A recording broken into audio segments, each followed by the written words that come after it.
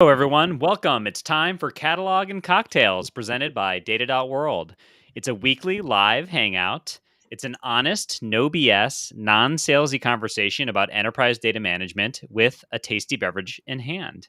I'm Tim Gasper, longtime data nerd and product guy at Data.World, joined by Juan. Hey, Tim, I'm Juan Cicada, principal scientist here at Data.World, and Wednesday, middle of the week, end of the day, towards the end of the day, and here in Austin, Texas, it is getting cold and it's rainy, so I'm really ready to kind of just start ending my day. Scary weather coming. Yeah, hopefully no snowpocalypse like last time, but Yeah.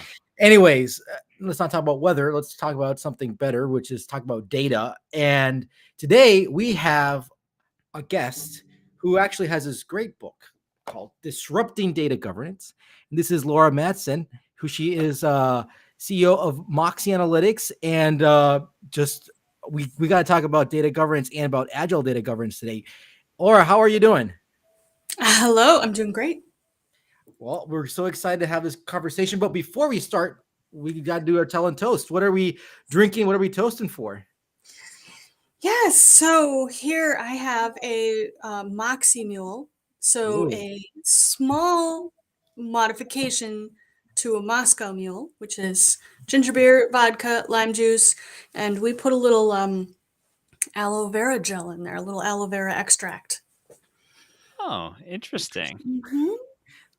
I did not expect that one. I think I have some in my fridge, but it's for sunburn, so it might be the wrong thing. I don't know that I probably shouldn't eat that one. I should buy one that's Probably for not. cocktails. Yep, I'm thinking food grade. Might be the way to go. Yeah. That sounds awesome. That sounds delicious. Yeah, well, it's pretty good. I mean, it's vodka. How can you go wrong? And it's in my Hunter Killer Moscow Mule mug. There you Ooh, go. Not sponsored. So, what are you toasting for today? Data quality all the way. I predict 22 is the year of the data quality teams. Let's see what happens if we actually, I don't know, hire data quality teams. Interesting. Radical. That sounds interesting. We'll have to dig into that a little bit more. We will. How about you, Tim? What are you drinking today? Today, I was a little rushed and didn't have enough time to create a true cocktail, which always makes me feel very embarrassed. But I'm just drinking a little bit of Prohibition-style bourbon from Old Forester. It's their 1920. It's pretty stout. It's 115 proof, but very delicious. Well, take it easy. Take it easy there. I know.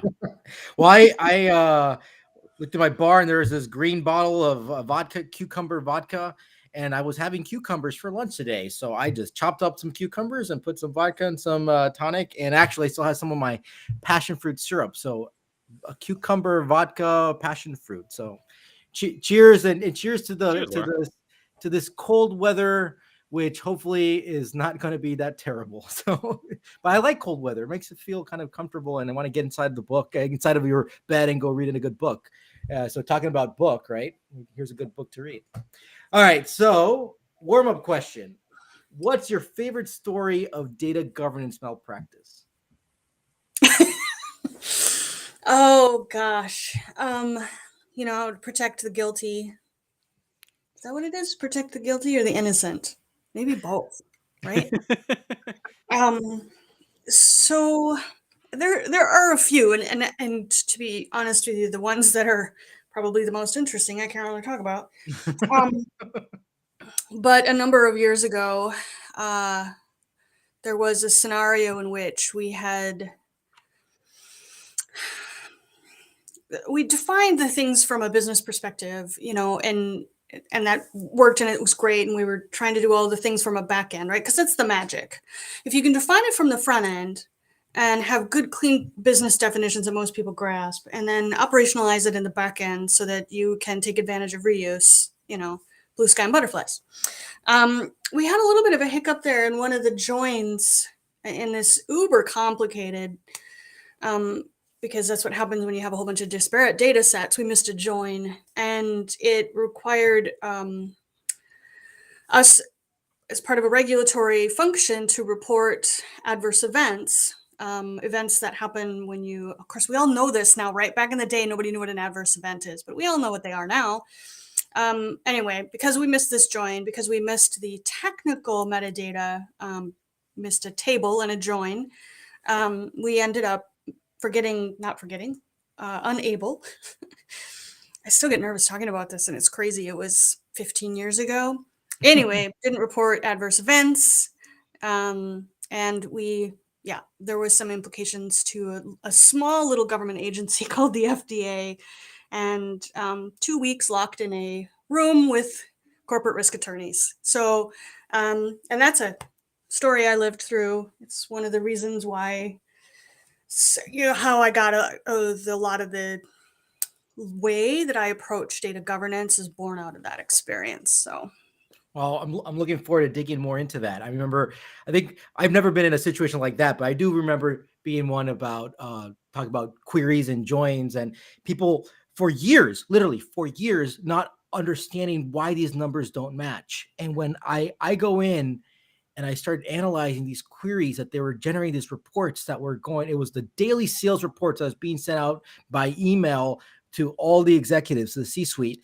And I look into this 15-page query that they're executing, and I'm like, do you know that you've hard coded a bunch of numbers in here? And by the way, why is this definition of discount including this thing that says times 0.5? And it's like, oh, that was a discount that we gave everybody 2-3 years ago. And like, well, guess what? Your numbers have been off for the last 2-3 years by 5%.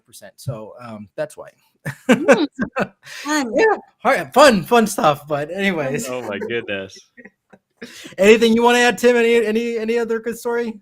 I'll add one little quick one, which is that one company that I was working with back when I was over at InfoChimps, they had an initial governance program in place, and all requests for data went to this one IT person who was in charge of all the data, all the things that people needed whenever they needed it. And he was so crushed with the responsibility and things that he had to do, and so sad that there wasn't more like sponsorship and things like that. And my comment to him was, hey, this is great for you. You're like the czar of all things data. You can do whatever you want. But he didn't like that. And the organization wasn't very happy. All right, well, let's kick it up. On is no BS. And actually, what I find fascinating in your book, you start out with this quote that says, I really hate data governance. Laura, honest, no BS. Why do you really hate data governance? Why do I really hate data governance? And why would I write a book about it? I really hate data governance. Peek inside my personality, guys. So why do I hate it? So the reason I hate it, and hate's a strong word, I acknowledge, but it's been the one thing that's been holding us back. And when I say us, I mean like the data industry in general, right? I mean, it's this thing that we all know we need to do. We don't really know how to execute it well. When we do execute it, it's, tends to be monolithic. It doesn't really work very well. There's, I almost swore, crappy ROI. Executives don't want it. They don't like it. But we have to do it. And then you just like, you can't win. Right. And that's this, you're always stuck in that pressure point of, well, you have to have it. So therefore do it. I don't really know what we're doing. I'm not going to give you a new budget. I don't know. It was always the thing for me, when I have historically led data functions and organizations, that just was really, really tough to deliver on. Do you feel like things are getting better? No. All right. So let's dive into this stuff. Why? So we got to fix that. So what is holding us back when it comes to data governance? I mean, first of all, one of the quotes that we say a lot here, and I think is one of our friends, like Mark Kitson is the one who said this. We look at like brakes for a car, right? We think about it as it's to slow us down, but we should really be thinking about it as it's for us to be able to go drive fast safely. Right. So I think governance has always come up as this regulatory, avoiding risk, but that's what's annoying about it. So what are the things that are holding us back, and what are the things that we should be doing, and what are the low-hanging fruit stuff that we can very easily start kind of changing to actually start turning this into a positive? Right. Yeah. So I like that idea of, let's not talk about brakes as a mechanism to slow us down and talk more about the performance of a vehicle. And years ago, I talked about I love to drive fast and I love fast cars. And one of my favorite things to do in the world is to come up on somebody really fast and terrorize them. I just like really enjoy that. But one day I was driving to work, right? And it's the main freeway in Minneapolis here. And this guy comes terrorizing me, this big Ford F-150 pickup truck, right? And I'm going 80 miles an hour easy on a Tuesday morning at 7:30, hundreds of cars around me. And I'm looking down and I'm speeding up and I'm thinking to myself, like, well, who does he think he is? Right? He's going faster than me. Like, that's crazy. And why is he so following me so closely? Of course, those are the things I do. And I got out of his way. And then what I realized is he was a lot like our users, right? It's not my job to tell him to slow down. and if we don't provide, and it's not just about brakes and it's not just about performance. It's about the roads. It's about the everything, right? It's about the bridges. It's about the road signs. It's about, if we can allow for a certain flow of traffic, then everything flows fine. But if we tend to have too much policing or crappy roads or bridges that fall, then we can't get the job done. And what governance tends to do is, help with the infrastructure around all of the things that from our data, if we carry this analogy through, right? Infrastructure, road infrastructure helps us with. The trouble is that for a really long time, we talked about governance from a command and control perspective, right? It was all about this one beautiful definition of the thing, whatever it is. In my world, it used to be patient. We can only ever use one definition of patient. It must be blessed. Everybody must use it all the time. There was always this fear mongering when it came to data governance. Like, well, if we don't do this, they're going to shut our doors. Or if we don't do this, we're going to kill patients or some crazy thing like that. And, there's plenty of research from a psychology perspective that shows that fear mongering is a really short-term motivator, right? It doesn't get the job done for people in the long term. And there's nothing more long-term than data governance. I mean, you got to keep going, right? So I think we got to simplify in order to make this a little bit more easy to achieve. So when I started writing the book, I did some research on data governance. And at the time, there was this pretty popular definition of data governance. By the way, it doesn't exist anymore. But when you Google data governance at the time, it came back and it was like a page long because data governance had become the kitchen sink. And they're just like, oh, well, that doesn't work. And, we'll do it. It's data governance. It's training. It's literacy. It's data governance. The whole thing was just a mess, right? It's data quality. It's protection. It's risk. It's compliance. It's security. It's definitions. It's parameters. It was the whole dang thing. And so I started talking about data governance in 4 operational things, right? It's about usage, lineage, protection, and quality.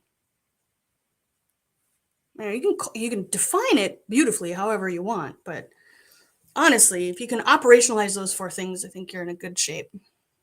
So how did you, I like the simplicity of these 4 things here. So how did you come upon these 4 things and what did they kind of represent for you?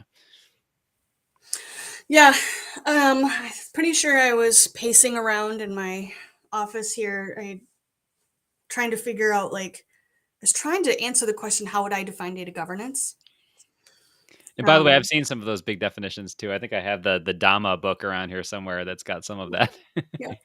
And I mean, God bless them, right? I mean, somebody had to put some eloquent words to it. But what I did, make some lovely definitions, but then I was talking to a client of mine and they're like, well, yeah, sure. I mean, I agree with that, Laura, but what am I supposed to do today? And I was like, oh, right. My job isn't to help you understand and pontificate, through my pontification, as it were. My job is to help you figure out what you're supposed to be doing today. And so I stopped trying to figure out how to define it and came up with those 4 categories. And it was really easy for me from those category perspective. I will contend probably till the end of my data career that if you're not focusing on usage of the data for anything that you're doing in this work, anything, then just like stop doing it, because the only reason we do any of it is so people can use the data. That was not always true with governance. So for me, it had to start with usage. And then the second one was obvious for me as well. If there is no data quality, there's no data governance. And people, by the way, will argue with me about that all the time. But they are two sides of the same coin. And then, lineage for me became something critically important, because the only way you know the value chain of your data is through that lineage piece. And for a long time, one of the biggest challenges we had in governance was our inability to really answer the question, well, what happens between me entering it into, my front end system and the dashboard that I get at the back end? Like, what happens? And it would take days or weeks to answer that question. Right. And how are you supposed to govern anything if you don't know what the heck happens to it in between A and Z? So lineage was something that, from an operational perspective, had to happen. And then protection has to come along. That's just the reality of the world we live in. That makes a lot of sense. And so usage, lineage, protection, quality, just to kind of slow down and even go into these a little bit further. Like when you talk about usage, for example, you talking about the use of the data, as in like, somebody needs to get access to the data and ultimately they need to get access, assuming they have the right purpose, the right, situation, et cetera? Or is it more about looking at what is the data that people are using and really thinking about it more from an analysis, or kind of building up your knowledge of these different assets through the lens of usage? Or is it both of those things, or is it something different? Yeah. So access is more of the protection. So who has access to what? For me, usage, the way that I was thinking about it was, people using that data to make decisions for their organizations. Eyeballs on the data, essentially. And, that's always a tough one, because we as data people sometimes have a really hard time letting go. I don't know. Maybe it's just me. Maybe I'm the only one. Maybe I'm the only data person with control issues. You're not alone, I'm pretty sure. But in order to increase usage, we have to let go of the control a little bit. And I advocate for that idea a lot, between processes like Agile and allowing this concept of usage. But if people don't get eyes on the data, then they can't ask the questions. And if they can't ask the questions, then they're not going to be able to make good business decisions. But also think about how we drive and govern data that we couldn't possibly keep up with. I mean, there's just so much data, and there are so many concepts in any average organization. And those folks that work on the front end and are using that data can actually help drive better data quality and governance standards by using the data and then being our partners with how they, present that back. But the problem is that you have to let them use it. And sometimes bad stuff happens when you let people use the data. And Right. And I don't necessarily mean bad like you're locked in a room with corporate risk attorneys for 2 weeks bad. Well, sometimes that happens. That sounds kind of bad. That was not my best month, but but bad in like, averaging or summing averages, because sometimes that happens. Right. And organizations need to have better ways of having these conversations about rationalizing deltas in data and not pointing fingers, which is hard. Right. All right. So how do we start when you are in an organization that has this culture of being more command and control, that people realize, yeah, I mean, we got to do something different, but how do we start to go change how do we start the culture? What are the recommendations that you would give on kind of the processes, on people? Is there different technologies that we need to go bring in, or just, I'm trying to understand a little bit. We want to get people into this world of let's start disrupting the way we're doing governance today. Right. Like, how would we start? Yeah. Well, one of the things I generally recommend is, if Well, so first and foremost, if it ain't broke, don't fix it. If whatever you're doing is working for you, like I'm not here to just blow stuff up and see what happens. That's not going to do any of us any favors. But second to that, I think, if you know you have issues and you know things are not working, then take a good internal look at your organization and figure out what is happening and why.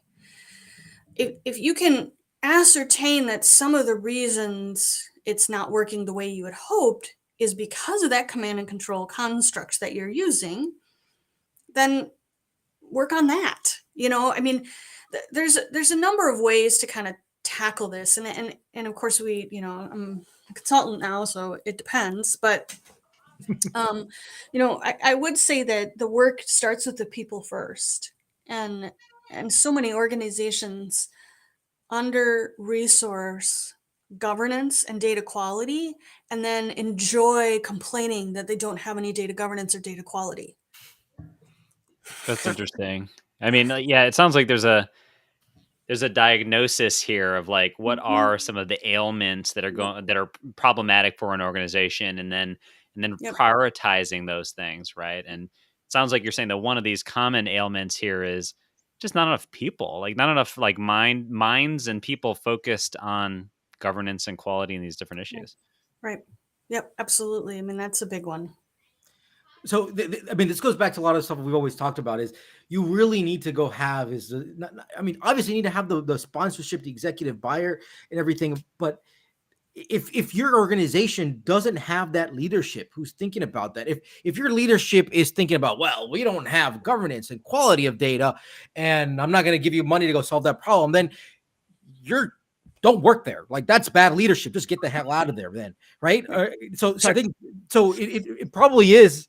I mean, if those are the issues that you're encountering, like that cycle right there, then that's not the place to go work at. And then people, executive leadership need to be honest with themselves and saying, okay, who's complaining about this stuff, and are they really thinking about the possible solutions? And the solution is, let's actually start understanding where we need more people around this before we think about technology and stuff. So I guess the call for action, call for arms to leadership is, you got to be honest and no BS with yourself, right? If you're complaining about it, what are you actually doing to go solve that problem? And don't stop complaining. Stop complaining. The solution's in your hand, right? I mean, it is, right? Because it absolutely is. I mean, I think the reality is, as an executive, you're pulled in a million different directions, and you maybe have 5 open FTE positions, and you probably need 15, and so back on us as data professionals, if we are not able to have a real conversation about what it takes to get this work done, to the degree that it helps convince our executives that there's some opportunity there, then we may have some, I don't necessarily think it's low-hanging fruit, because those conversations rarely happen in one instance. But there's plenty of situations where I've worked with organizations where the executive just says to me, I'm happy to hand over what they need, they just can't articulate what they need. And so sometimes we're our own worst enemies.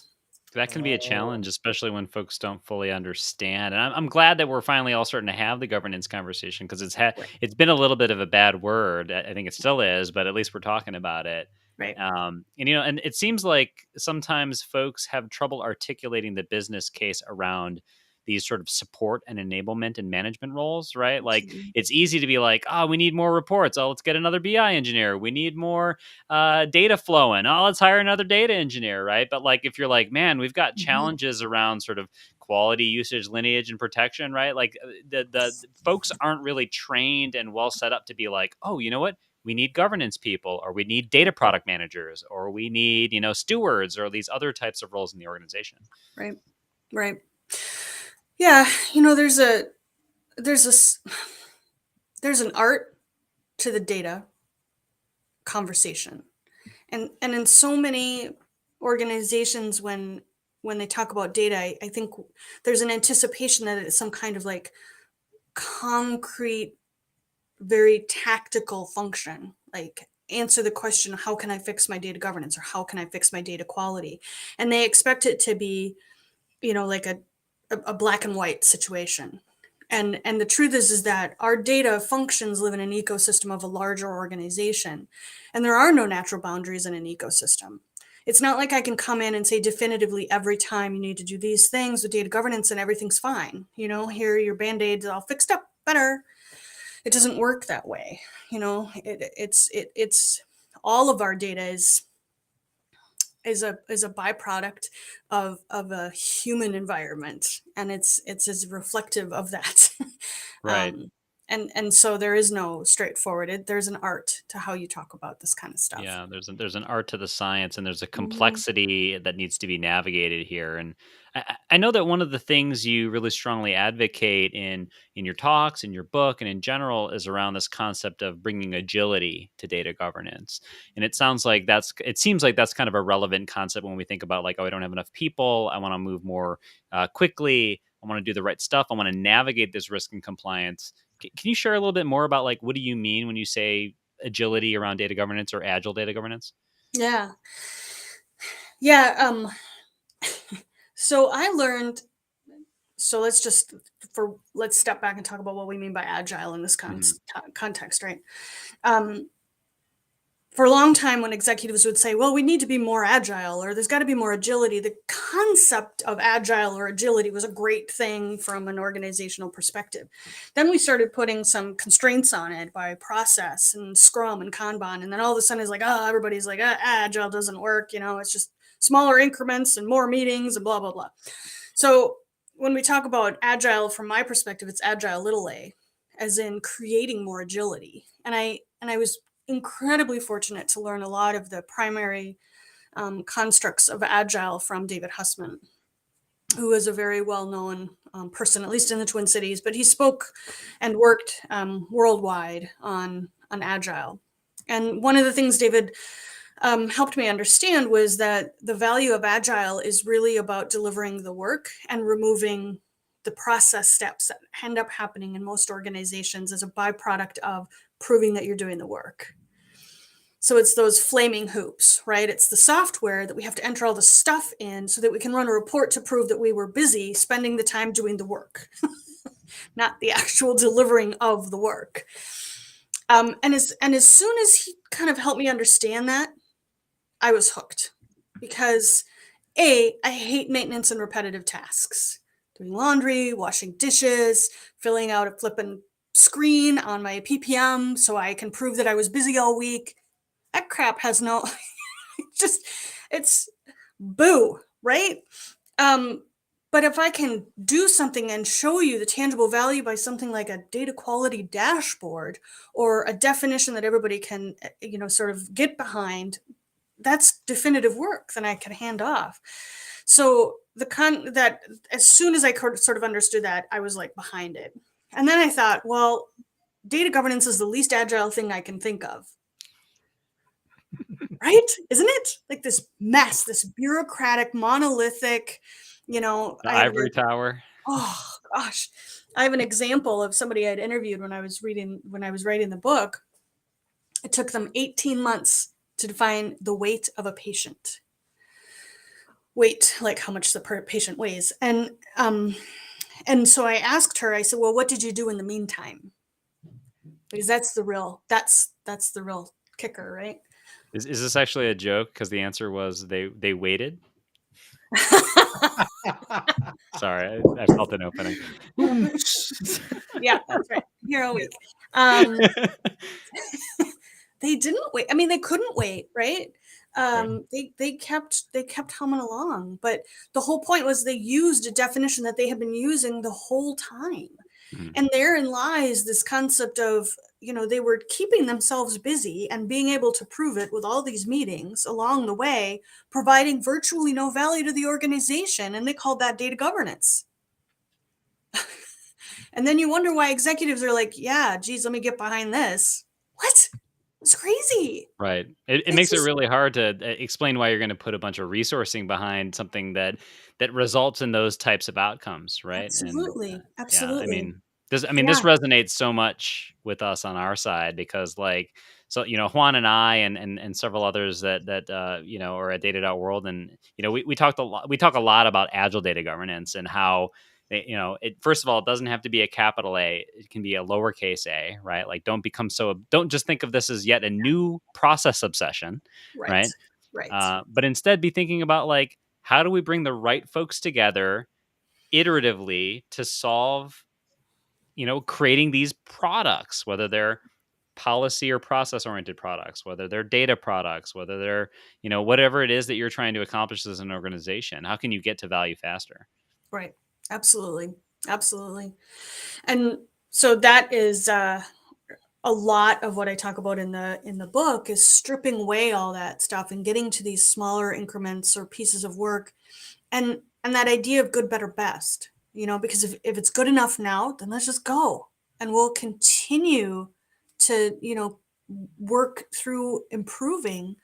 But it's crazy to me to think that somebody would create this, like, indoctrinate or bless this one definition of something and then expect nothing to change associated with it.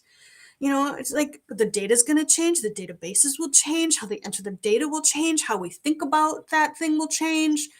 But we're going to spend all this time and bless this thing and then have to go back and change it again. So in other words, as soon as I started thinking about it, data governance aligned extremely well to agile concepts, because you need to have a way of introducing this possibility for change over time. Mm-hmm. And you needed a way to be able to prove that value in a real tangible way for protection. And as soon as you started thinking about it like that, right? Of course, why wouldn't agile work for data governance? So I'm a huge advocate for that. And I think from creating the definitions to creating the data standard quality parameters for monitoring and everything in between can be certainly created from an agile perspective. I think one of the things that I really like, kind of the positions that we actually advocate, is go create a backlog. Like, let's go. Yes. People want to go, or complain about this stuff. Well, or you know what? Let's make a list of all this backlog of the things. When I talk about catalogs, like in general catalogs, it's like, let's go catalog. Let's make that laundry list of all those things that you're thinking about, right? And let's go put that out, and let's go see what value this is. Who cares about this stuff? Now that we've actually written this down somewhere, let's go see who cares about this, and not just who cares about it, but why do they care about it? And let's dig into that why. And you go why, and you keep going until you really find that end business user who is like, I need this because we're leaving money on the table, because we're something is connected to the value it's going to bring back to the business. And now, once you have that laundry list, call it the laundry list of all your backlog of stuff, start associating it to the people. Okay, this is no technology, right? I mean, right? Use it. This is all just use a spreadsheet, Confluence, whatever you want, right? Let's get this list out, and then we're like, okay, now we have not just a list of things that people are complaining about. Now we know why they complain about these things and who cares about this and the value this is associated to it. And now let's actually go knock these out. Now we can prioritize. Can we do them in parallel? Let's go have sprints. Let's go set expectations in 1 or 2 weeks. Let's go do this stuff, right? And we do this all the time for software. Like, we should be doing this for data and for governance and all that stuff. So I think this is, I mean, for us, it kind of seems we're all here shaking our heads, right? There's people there's comments on here on everyone's like, yes, this is the way it is. Brian is like slow clap when you just talked about the pains right here. I'm curious, why don't people get this? I mean, why do we still have a lot of folks who are like, well, I got to go do this top-down governance? And I mean, you see this kind of from depending on the domain that they're in, right? The industries, right? Maybe we're very finance is always afraid, there are risks and stuff. So is that it? Is that you will always be in a domain where you're always going to be thinking about risks, so you're never going to be agile? Or can you actually be able to bring in agile practices to areas who have just traditionally been always about dealing with risks and stuff? Yeah.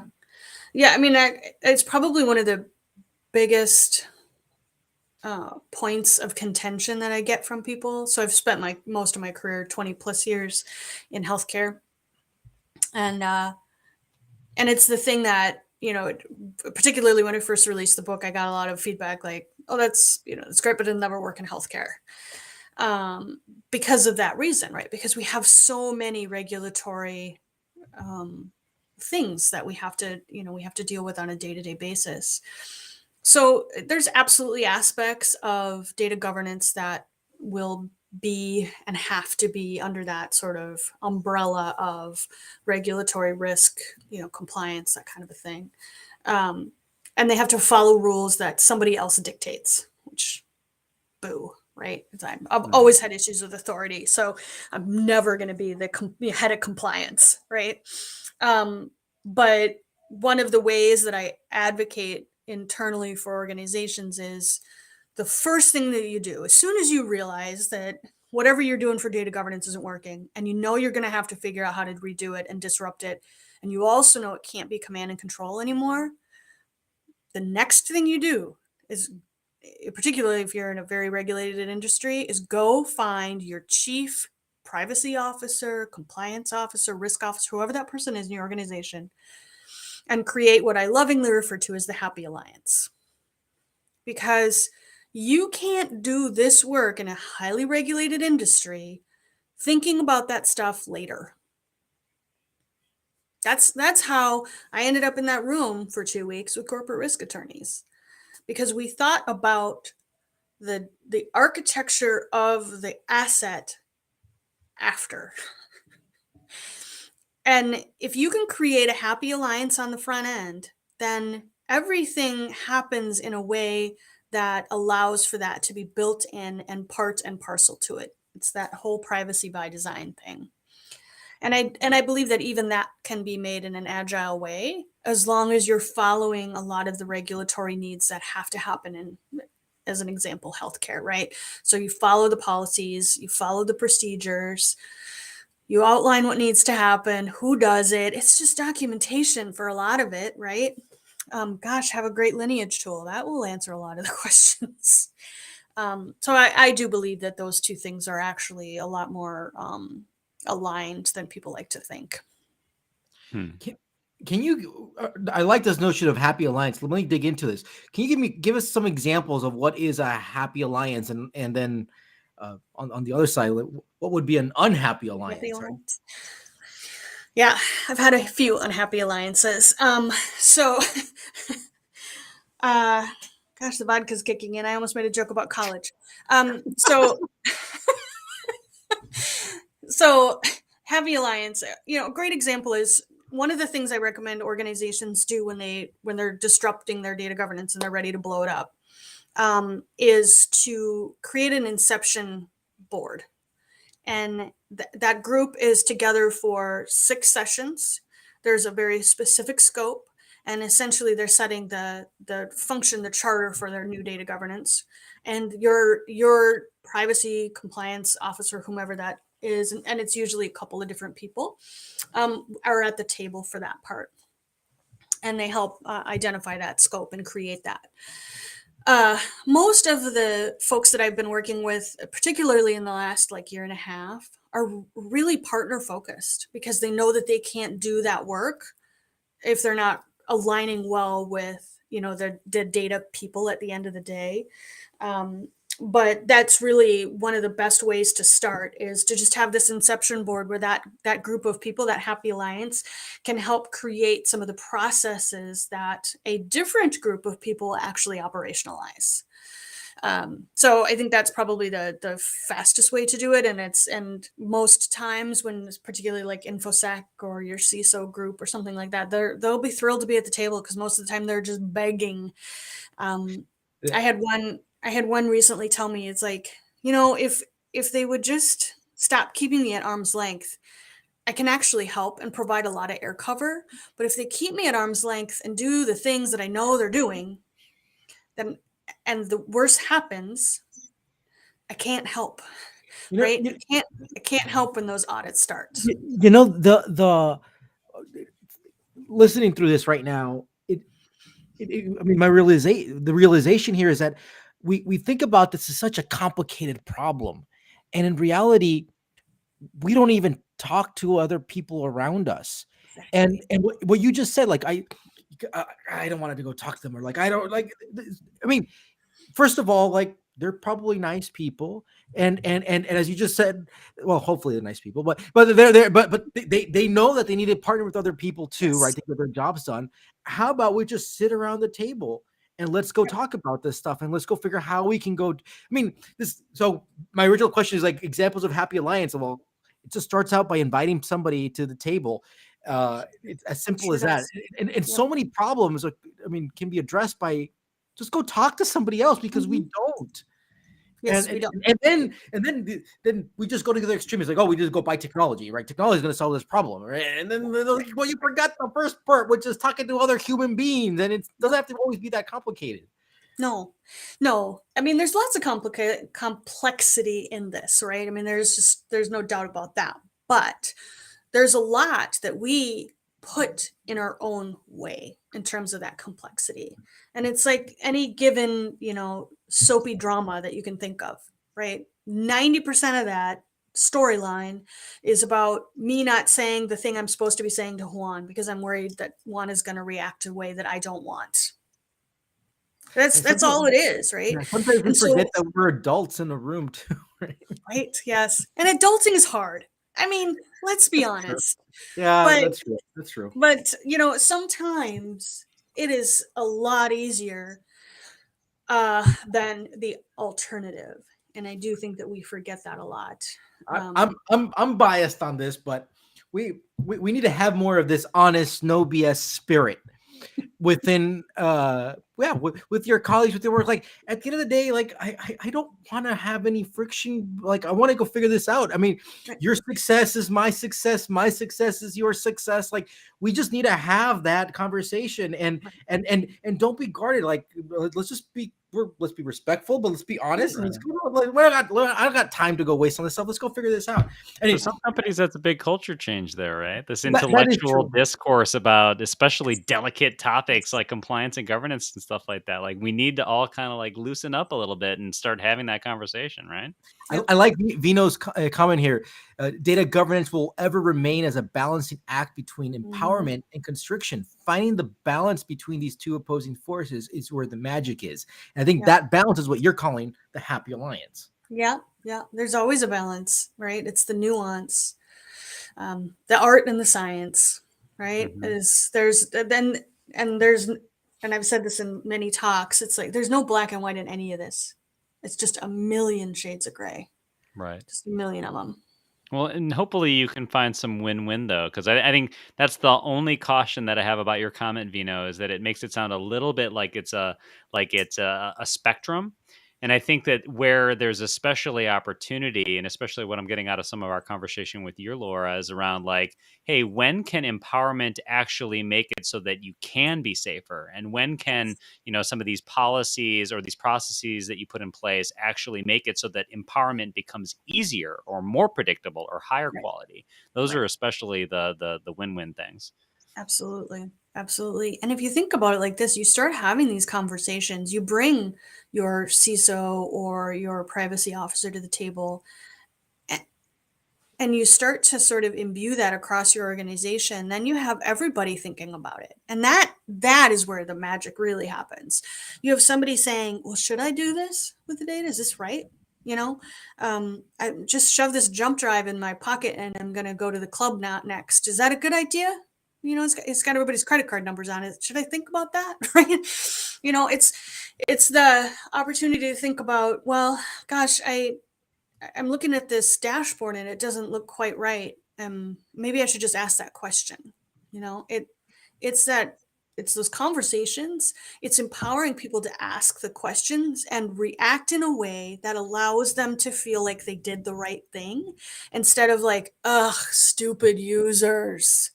Which, how many people have done that, right? It's like, oh, I'm so tired of these users, and my job would be great if it wasn't for the users. One for these dang customers, my life would be great. But then you'd Yes. have no job. So it's just like, yeah, let them ask the questions and then answer the questions. And then you create a great, conversation point where the next time they get stuck, they're either going to come to you, or the next time somebody else gets stuck, they can say, you can really trust Tim, go talk to him. And that is that trust, right? That little gossamer thread of trust is what we all search for in our data functions. Absolutely. And before we go into our lightning round, this has been an amazing conversation, Laura. One last question for you before we do that. Uh, how do you think about measurement? Like when it comes to implementing governance, implementing Agile data governance, how do you measure effective governance? Yeah, I love measurement because I'm a data person at the end of the day, right?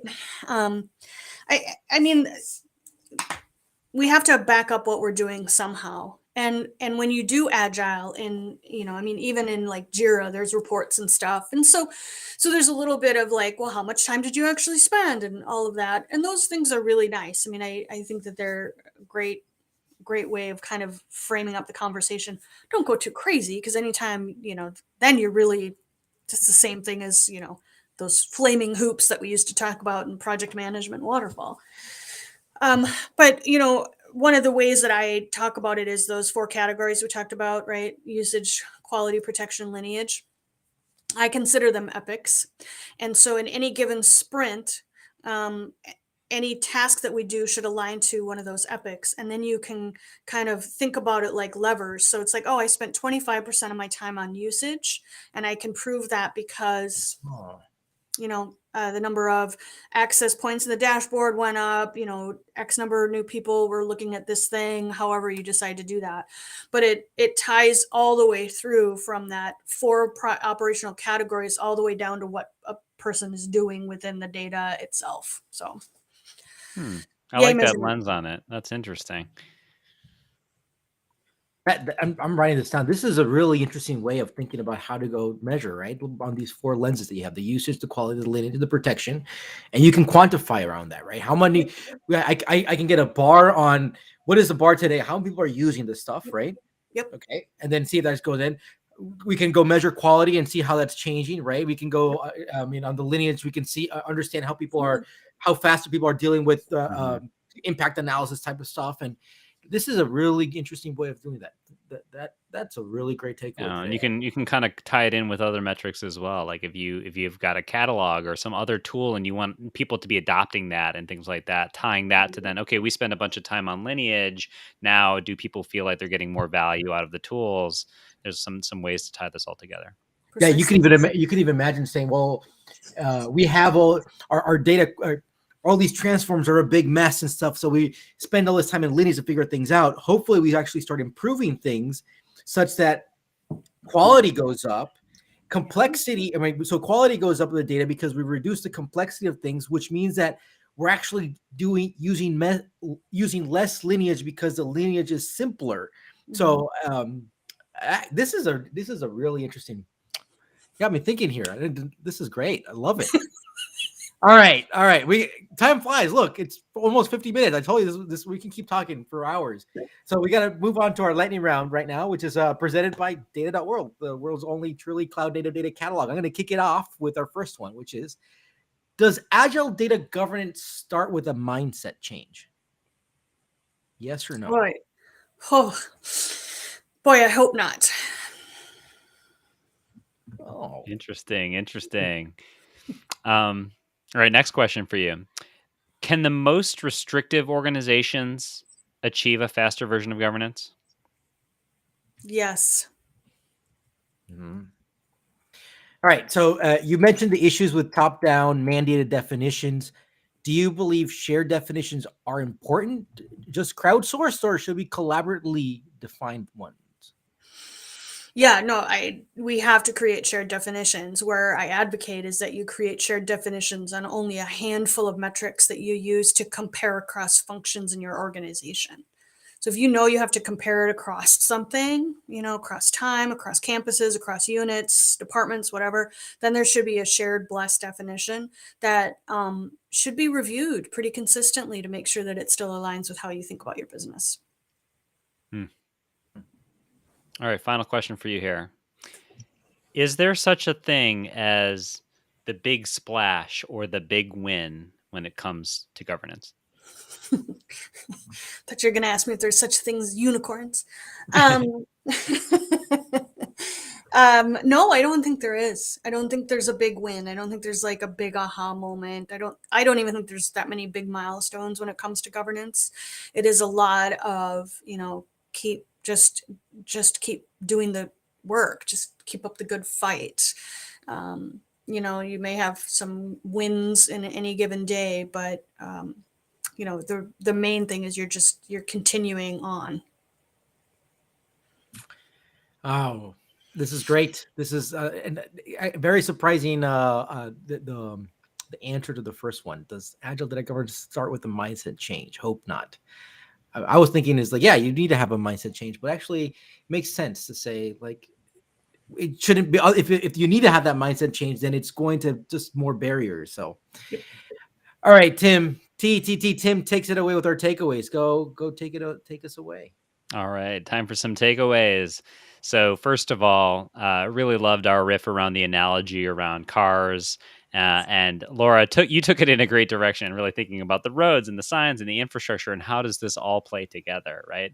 And the sort of previous approach around governance has been a lot of command and control, a lot of policing, like one definition kind of being mandated and all this fear mongering.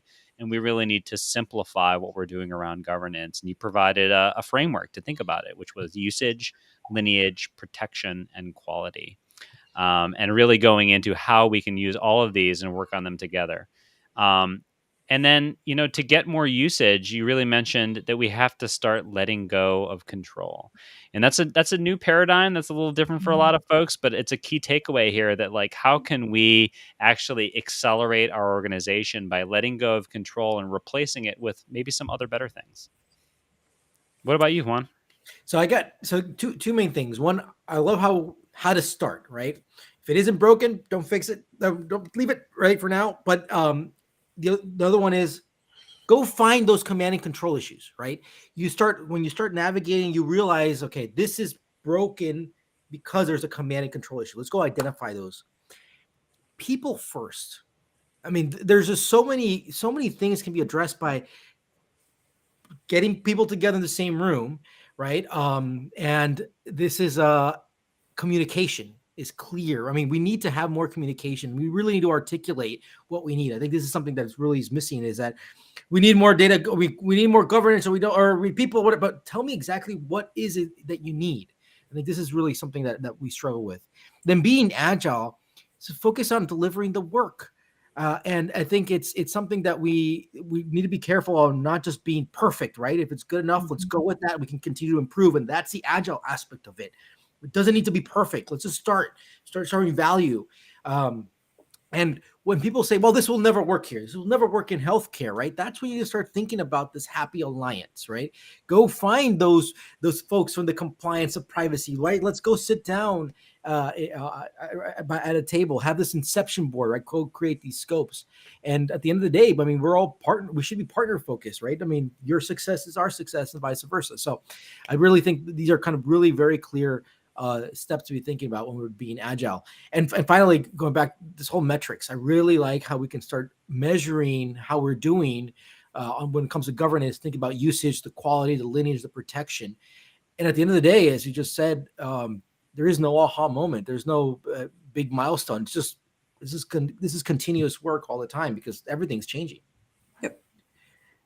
How did we do on our takeaways? Good summary or something we missed? Yeah, no, I think it's good. Well, you guys Laura, are paying attention. Who knew? Well, we do our best. There's booze involved, though, so Right? it's a miracle. Well, Laura, let's throw it back to you. Two questions. One, what's your advice? And second, who should we invite next? Yeah. Gosh, what's my advice? My advice generally is just keep going. Right? I mean, it doesn't have to be a huge win, but it's those little things every day that you do to keep that concept of governance in your organization first and foremost is critically important for that long-term success. So just keep swinging. And the next person, I am one of those people that firmly believe that data governance and data literacy are very tied together. I am not a data literacy expert by any stretch of the imagination. Different conversation, right? But how important it is particularly when we talk about communication, and how important that is for our data functions, our data organization. So a good friend of mine is one of the co-founders of Be Data Lit, and her name is Sarah Nell Rodriguez, and I think she'd be great. Love this. Please, Sarah, if you're listening, you'll be on here. If you're not, Laura will send you this podcast. Hey, guess what?